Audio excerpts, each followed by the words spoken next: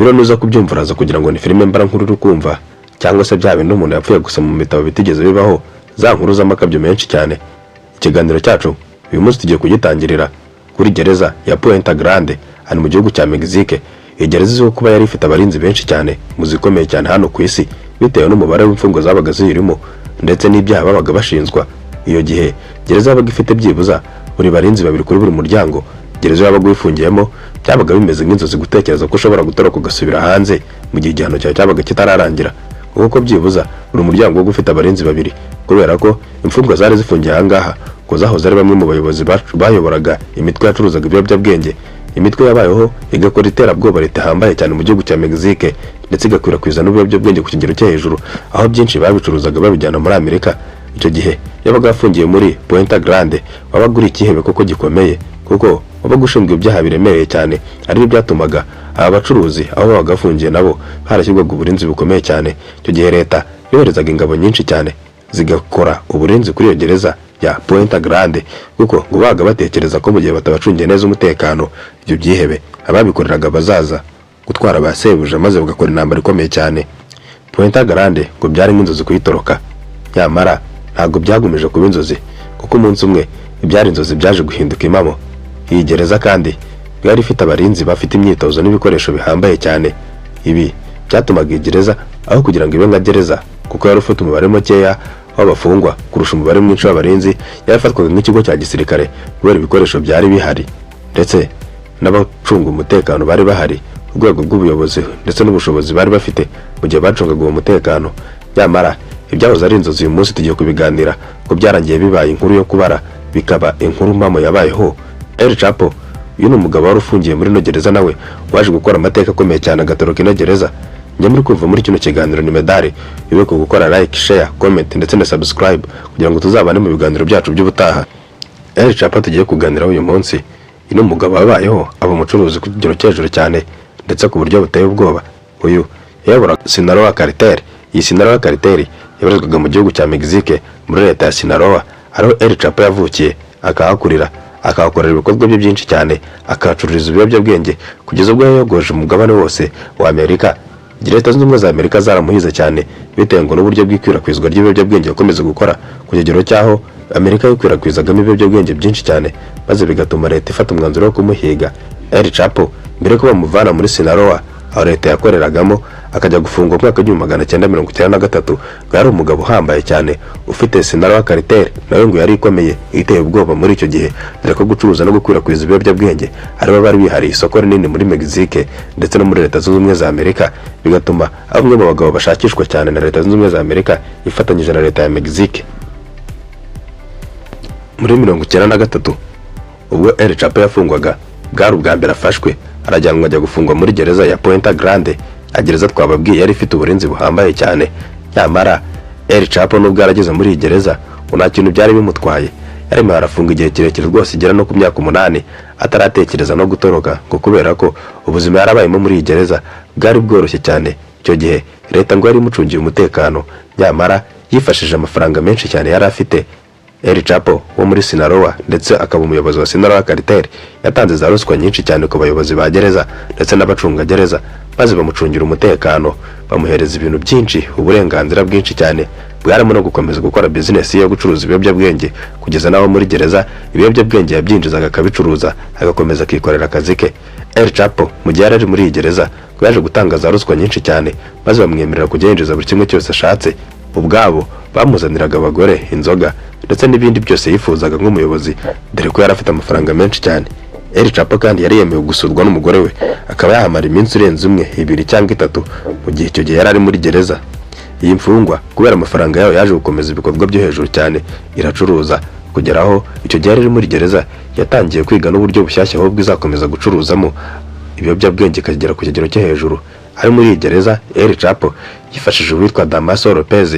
Uyu nguyu yari umuyobozi w'abashinzwe umutekano w'iyi gereza, maze akamworohereza buri kimwe cyose yifuzaga, dore ko nawe yaje kumuhereza ibya mirenge. El Chapo yahaye Damaso Lopez inzu, amuha amafaranga, amuha imodoka, amuha iby'agaciro byinshi cyane birimo n'impano, mbese anamwemera n'umushahara wahoragaho buri kwezi kandi muremure cyane, maze bigatuma ngo Damaso Lopez yikundira El Chapo kubera ibyo yamuhaga, akanamworohereza buri kimwe cyose yifuzaga, maze Damaso Lopez ahinduka inshuti y'akadasohoka ya El Chapo mu gihe yarafungiye muri iyi gereza.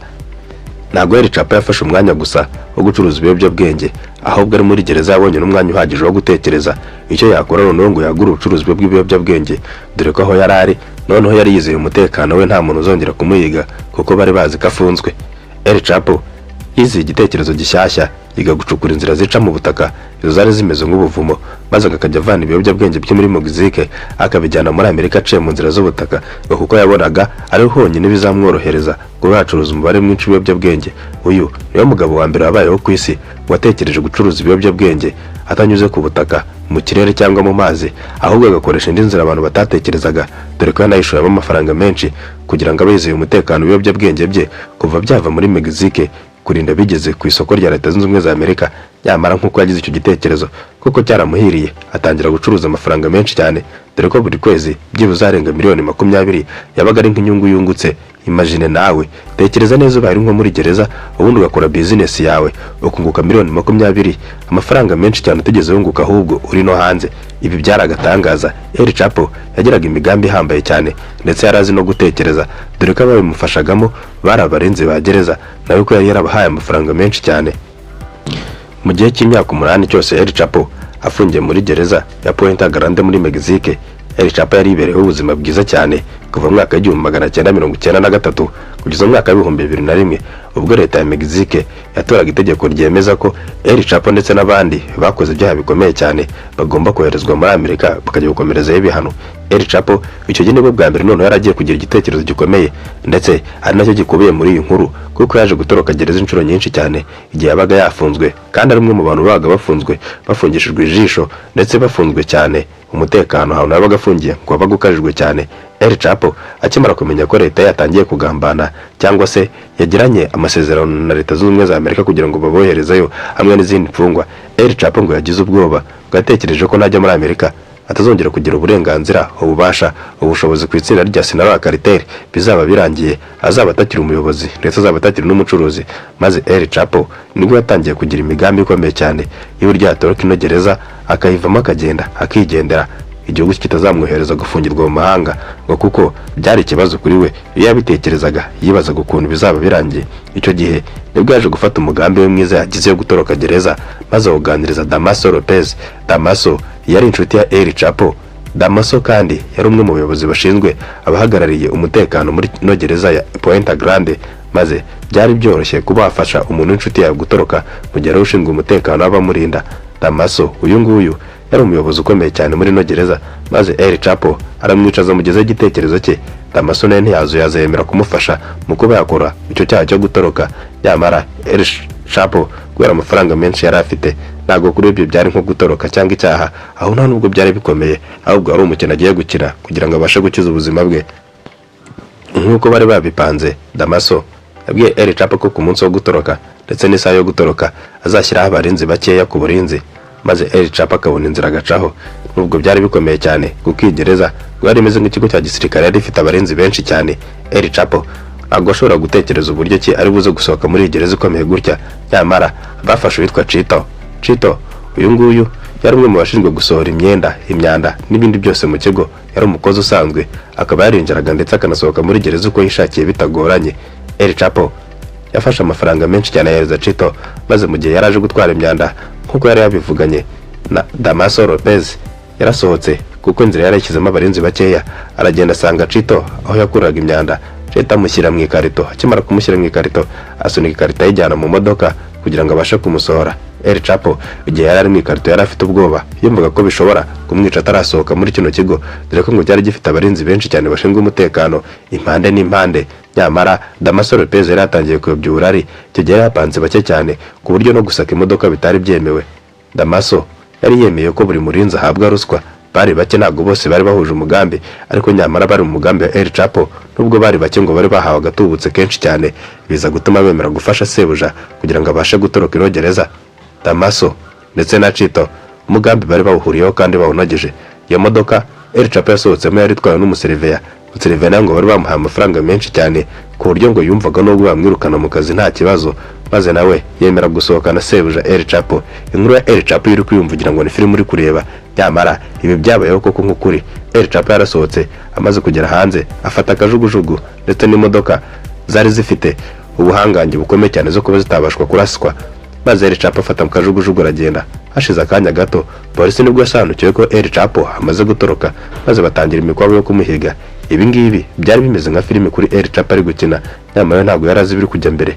Abapolisi benshi cyane bari barahawe ruswa, abenshi batazi ko byagenze, maze El Chapo akisohoka muri kajugujugu yurira indi modoka itaraswa n'amasasu.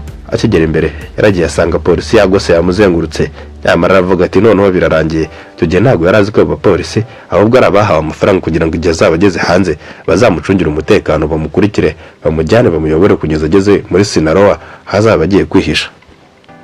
El Chapo yamaze igihe cy'imyaka irenga 14 mu bwihisho kuva yatoroka gereza ya Puente Grande, aragenda yiberaho, maze icyo gihe cye aza kugira ubucuruzi bukomeye cyane. Umutwe wa Sinaloa Cartel waramamaye, ugira ubushongore n'ubukaka, acuruza amafaranga menshi, ubona isoko ryinshi cyane ku isi, wica abantu benshi, ucuruza ibiyobyabwenge urakwirakwiza, biza gutuma umutwe wa El Chapo uba mu mutwe ikomeye cyane yabayeho ku isi yacuruje ibiyobyabwenge cyane mu gihugu cya Amerika, maze bashyirwa no ku rutonde rw'abashakishwa cyane. El Chapo nk'umuyobozi wabo buri munsi Amerika yifashishije igihugu cya Mexique bamuhigaga amanywa nijoro kugira ngo barebe ko bamufata, byibuze bamara kumufata bakamukuraho, bakamwica cyangwa bakamufunga, bikaza gutuma umutwe ucika intege. Maze nyuma y'igihe kirekire leta ya Mexique ifatanyije na Leta z'Ubumwe za Amerika bari kumushakisha, baza kwigira inama yo gushaka uburyo bazamugeraho. Baje kugira umugambi w'uburyo bazabona El Chapo, ngo dore ko yaramaze kuyogoza Leta z'Ubumwe za Amerika acuruza ibiyobyabwenge ku kigero cyo hejuru. Abantu benshi bakomeje gupfa, buri munsi haba intambara mu muhanda, polisi iri kurasana na Cartel ya Sinaloa ubwo baga bashaka guhambutsa ibiyobyabwenge babijyana muri Leta z'Ubumwe za Amerika, maze intambara ikarota cyane mu gihugu cya Mexique ndetse no muri Amerika byahagera ku isoko, bigatuma rubanda rwinshi rukomeza gupfa.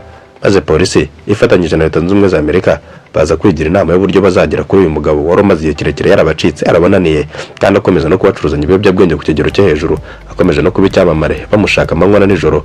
Barashyizeho uburinzi, barashyizeho umuhigo, barashyizeho n'ibihembo ku bantu bazagaragaza ahantu uyu mugabo yaba aherereye, nyamara ntagire n'umwe ubasha gukorera amafaranga cyangwa se ngo amenye ahantu aherereye.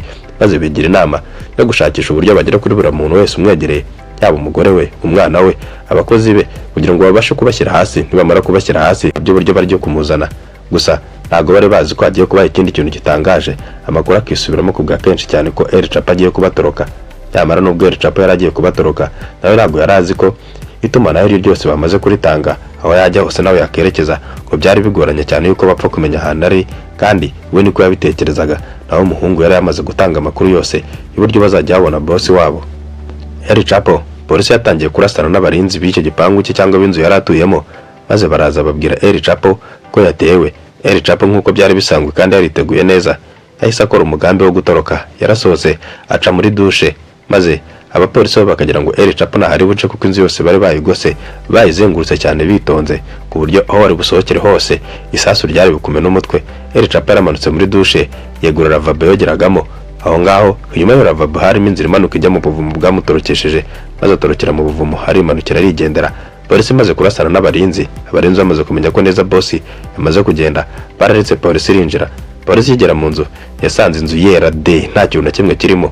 Nyamara uwo bari baje guhiga we yaramaze kugera ahantu hibanga yagiye kera cyane. Nyuma y'amasaha menshi polisi iri gusaka inzu yose yabuze ahantu El Chapo yihishe, baje kubona inzira y'ibanga yasohoye El Chapo. Bamanutsemo basanga n'ubuvumo bwubatswe neza ndetse bwateguwe ku buryo gutoroka kwa El Chapo byari ibintu byapanzwe igihe kirekire, igihe cyose yaterwa na polisi afite inzira azanyuramo. Icyo gihe abakoreshaga polisi ndetse n'abandi bayoboraga polisi bagize ubwoba butangaje cyane, babonye uburyo El Chapo umugambi yawupanze neza. El Chapo akimara kuva ngaho yaragiye hungira muri hoteli ya Mirama, hani mu gace kari karimo umujyi w'ubukerarugendo. Nta muntu n'umwe atekerezaga ikiyewe nka El Chapo gishobora kuba cyajya muri hoteli, batekerezaga ko bashobora gukomeza kujya mu mashyamba. Nyamara El Chapo yarahisemo neza ko nta wari bupfe kuza kumushakira aho ngaho. Gusa El Chapo amahirwe make yari yageze, itumanaho ryose icyo gihe ryari ryamaze gutangwa. Maze nyuma y'iminsi 5 yihishe muri hoteli, we n'umugore we n'umurinzi we ndetse n'umwasisita we wari umwungirije, byarangiye polisi baguye gitumo. Iyo yari inshuro ya gatatu polisi ije gushaka El Chapo, nyamara uwo munsi El Chapo nta barinzi yari afite, nta nubwo yariteze ko ashobora kuba yakorerwa ibintu bimeze nka gutyo. maze birangira yibereyeho mu gihe cy'umwidegembyo no kwidagadura mu gihe yari ari muri iyo hoteli. Ariko iminsi ye yari yageze, maze mu gitondo kimwe polisi agiye kubona imugeze hejuru. Icyo gihe bamufunze neza rwose, nta n'isasu rivuze ndetse nta n'urekaramye. El Chapo bamujyana kuri polisi, amafoto menshi arafatwa, amavideo menshi arafatwa, hacishwa kuri za televiziyo agaragaza ko igihebe cyayogoje umugabane kikayobogoza Amerika, kikayogoza Mexique, noneho ku nshuro nyuma kijyanwe muri gereza gufungwa. Kuri iyi nshuro noneho ahantu cyari kijyanwe ngo harakomeye cyane, nta watekerezaga ko gishobora gutoroka, dore ko iyo gereza yari iya mbere noneho irinzwe kurenza ya yindi ya mbere yari arimo. Bakibaza kubera iki icyo gihe batamushyize muri iyo gereza bwa mbere, kugero cya bwa kabiri ariho bahisemo kumujyana kuri iyo gereza. Ngo bwa mbere iyo gereza El Chapo afungwa yari irimo kubakwa, yari itarasoza kandi nta n'uburinzi bukomeye yari ifite. Nyamara kuri iyo nshuro ya kabiri bwo ngo bari barayiteguye neza, ngo dore ko aricyo cyari igihebe cya mbere bateganyaga ko kizafungirwamo, nubwo byari bimaze kubasaba imyaka myinshi cyane bari kugihiga bacyuruka inyuma.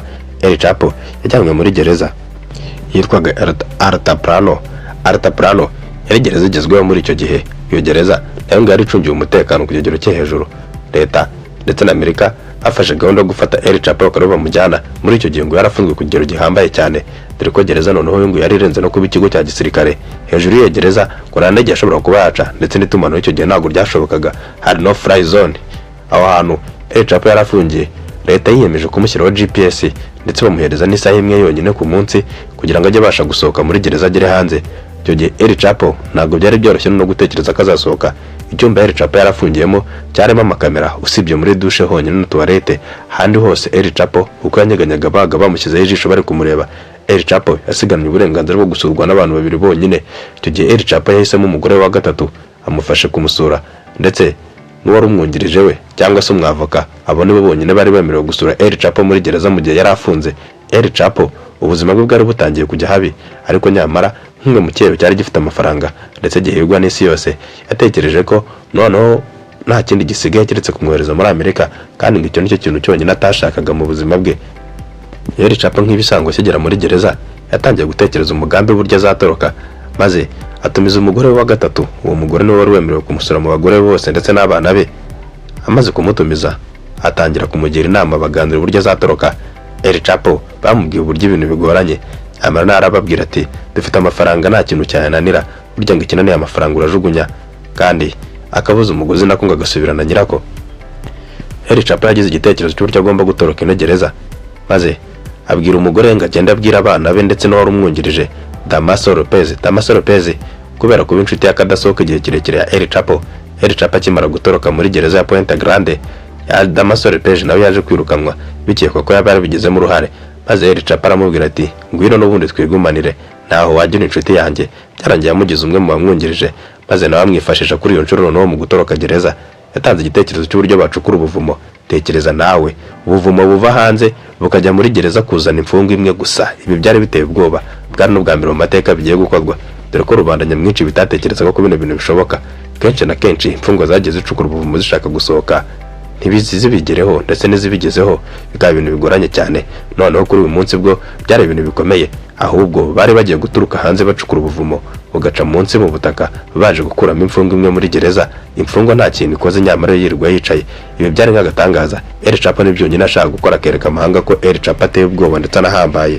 Nk'uko byari bigoranye ku kigero cyo hejuru El Chapo ko yatoroka gereza, ariko nyamara byari binashoboka ku kigero cyo hejuru, kuko El Chapo akigira umugambi we yumvikanye n'umugore ko agomba kumuzanira GPS.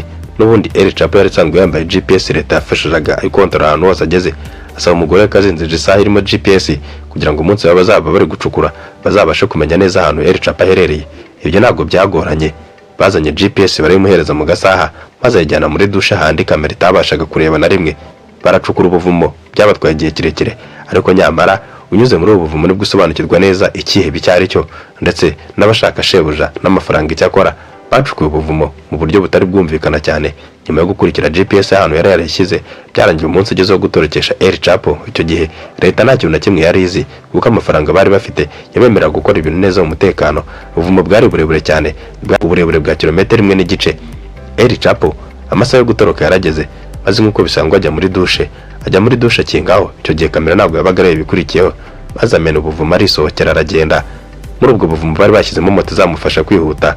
Moto ayicaraho ararenga cyane arikomereza. Abarinzi bakomeje kurinda umuryango wa El Chapo bazi ko El Chapo ari, nyamara El Chapo GPS yabo yayisize aho ngaho yakuyemo, arangije amaze kuyikuramo yambara isaha yarikomereza arigendera mu buvumo.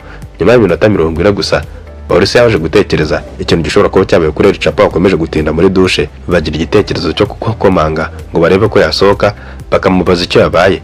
Nyamara ibi byari nk'inzozi, ntago bari bazi ko bagiye gukubitwa n'inkuba itagira amazi. Nyuma yo gufungura umuryango, bagifungura bagize ubwoba bwinshi cyane, bahita bashyiraho ubudohagereza yose basanga El Chapo yatorotse yagiye. Bari banakererewe rwose kuko arashize iminota 40 El Chapo agiye. El Chapo akigera hanze hari indege ebyiri zimutegereje, igakomeza gukorwa n'isoni. Noneho barakangutse barahaguruka bashakisha El Chapo, ariko nyamara nta numwe wari ufite amakuru ahantu El Chapo ari kugeza igihe bongeye kumugeraho hashize imyaka 2 n'igice. Nyuma y'imyaka 2 n'igice El Chapo inzu yararimo nayo yarayikoze nka kwa kundi ajya yitorokeramo. Maze umunsi umwe polisi gota inzu ye, El Chapo aryamye nabwo ari nijoro, arangije aza kumva neza ko ibintu byamukomeranye. Baramubwira ngo polisi yahageze. Noneho Chapo nta kindi yari afite cyo gukora keretse gukora ya systeme y'ubuvumo. Ariko icyo gihe polisi noneho yaje kuzenguruka byibuza umuzenguruko ungana n'ibirometero 20 uturutse ku nzu baje gushakiraho El Chapo. El Chapo nkuko yarabimenyereye yarasohotse maze akigera hanze akubitana na polisi. Polisi yaramufashe maze El Chapo agwa mu kantu bya bintu atari yiteze. Noneho kuri iyo nshuro El Chapo yaratorotse ku nshuro ya 4, ariko ntago yigeze agera kure kuko se byamuhiriye. Polisi yari yamwiteguye neza. Nyuma y'igihe kirekire abatoroka nabo biza amayeri yose ashoboka ku buryo El Chapo kuri iyo nshuro atazigera bacika n'umunsi n'umwe. Maze El Chapo bakimufata yashatse gutanga ruswa kubera yari afite amafaranga menshi cyane. Polisi iramunanira maze El Chapo ararakara cyane avuza induru, arababwira ngo muranga kuntanga, muranga ko mbaha amafaranga ngo nigendere. N'ubundi ntago ndi butinda ahangaha, abahungu banjye nibagera ahangaha mwese barabica kandi ndagenda nta n'ikintu mucyuye. Gusa El Chapo byari kuvuga ntago yari abizi kuko yaza gusobanukirwa neza ko leta iri hafi kumugeraho. Muri ako kanya adashize n'iminota 30 haje ingabo nyinshi cyane zije gutwara El Chapo. El Chapo akibibona yarihebye noneho kuko ntago byari bigishoboka ko byibuza n'ubwo abahungu be baza bashobora kuhamukura kuko ngo ibikoresho byari bije gutwara El Chapo byari byinshi cyane. El Chapo yasubizwe muri ya gereza maze zisubirwa gufunga. Ya gereza yari iteye ubwoba, yari yarafungiwemo kuva na kera. El Chapo akigeramo nk'uko bisanzwe yarakiri gutegura imigambi y'uburyo ashobora kuzatoroka gereza. Nyamara ntago yari azi ko leta nayo yamaze gutegura imigambi y'uburyo zavanwa muri kino gihugu cya Mexique akajyanwa muri Amerika. El Chapo ataramaramo byibuza n'amezi 2. Igitondo kimwe yagiye kubonabona baramusoye bamushyira mu modoka itamenwa n'isasu na rimwe, bamujyana mu ndege. Icyo gihe yarapfutse no mu maso maze indege iramugurukana imugeze New York.